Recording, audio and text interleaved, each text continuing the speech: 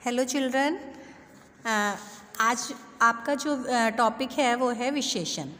विशेषण क्या होता है? संज्ञा या सर्वनाम शब्दों की विशेषता प्रकट करने वाले शब्दों को हम क्या कहते हैं? विशेषण कहते हैं। यानी कि जिन शब्दों की हम विशेषता बताते हैं वो हमारा विशेषण कहलाता है। उसके बाद आता है विशेष्य। जिन संज्ञा या सर्वनाम शब्दों की विशेषता बताई जाती है वे विशेष्य कहलाते हैं। अब जैसे आपका है काला घोड़ा, अब इसमें जो काला है आपका विशेषण और घोड़ा क्या है? विशेष्य। यानी कि हमने घोड़े की विशेषता बताई है तो घोड़ा विशेष्य है और काला शब्द क्या है? आपका विशेषण।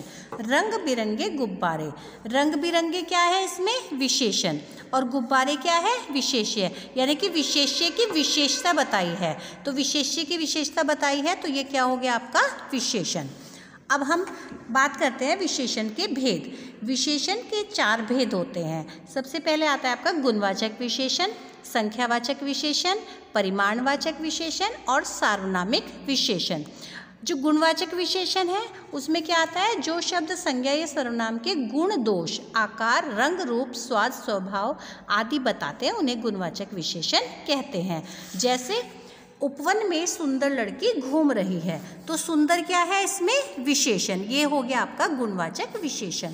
मैं तुम्हारे लिए हरी कमीज लाई हूँ, हरी क्या है? इसमें विशेषण। अब उसके बाद है आपका संख्यावाचक सर्वनाम। जो शब्द संज्ञा या सर्वनाम की संख्या या गिनती बताते हैं उन्हें हम संख्यावाचक विशेषण कहते हैं। जैसे भैया 6 केले दे दीजिए। अब इसमें 6 क्या है? संख्या। कुछ लड़के खेल रहे हैं तो कुछ क्या है? इसमें संख्या। तो यहाँ हम इन दोनों शब्दों से संख्या का बोध होता है। अब संख्यावाचक विशेषण के 2 उपभेद होते हैं। एक होता है निश्चितवाचक संख्यावाचक विशेषण, एक होता है अनिश्चित संख्यावाचक विशेषण। निश्चित संख्यावाचक विशेषण क्या होता है?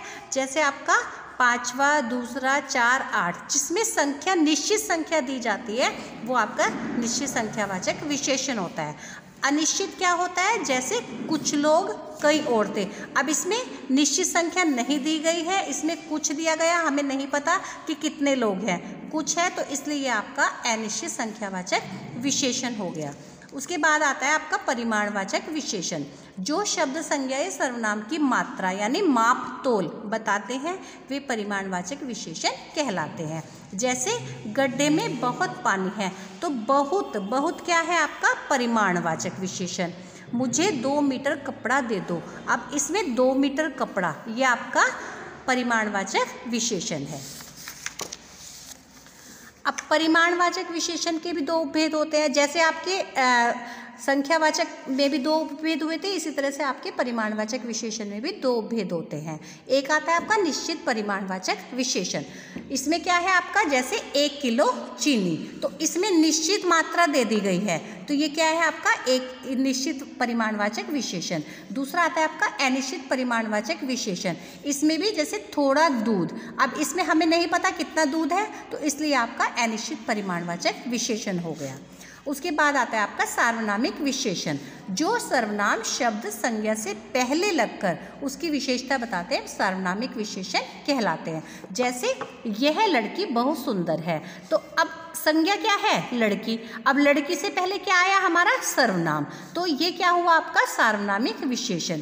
वह आदमी बीमार है, आदमी क्या है? संज्ञा। संज्ञा से पहले क्या आया? आपका सर्वनाम, यानी कि सर्वनामिक विशेषण हो गया। Thank you.